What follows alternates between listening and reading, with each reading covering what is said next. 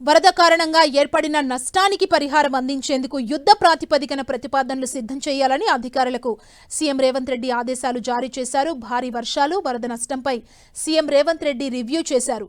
కామారెడ్డి, మెదక్ జిల్లాల్లో వరదలు, దెబ్బతిన్న రోడ్లు, పంట నష్టం, సహాయక చర్యలపై ఆరా తీశారు.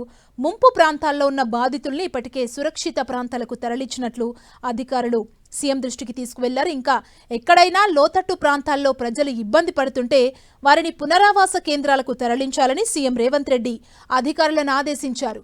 సహాయక చర్యల పట్ల అధికారులు స్పందించిన తీరుపై సీఎం ప్రశంసించారు. దెబ్బతిన్న రోడ్లు, పంట నష్టంపై అధికారులను అడిగి వివరాలు తెలుసుకున్నారు సీఎం రేవంత్ రెడ్డి.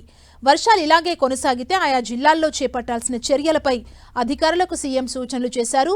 ఆకస్మిక విపత్తుల సమయంలో జిల్లా అధికారులు అప్రమత్తంగా ఉండి ప్రాణ, ఆస్తి నష్టం సంభవించకుండా చూడాలన్నారు సీఎం.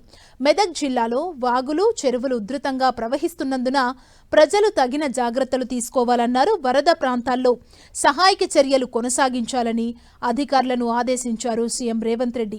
అధికారులతో సమీక్షించిన అనంతరం ఫ్లడ్ ఎఫెక్ట్ ఏరియాల ఫోటో ఎగ్జిబిషన్ ని తిలకించారు.